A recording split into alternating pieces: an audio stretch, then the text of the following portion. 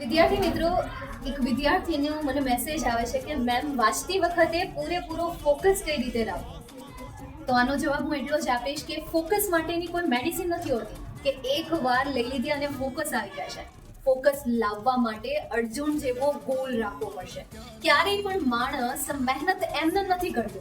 એની પાછળ એમના કેટલાક સપનાઓ હોય છે, એમના કેટલાક લક્ષ્યો હોય છે કે જે હાસિલ કરવા માટે એ પોતાનો ફોકસ એ લક્ષ્ય તરફ રાખે છે.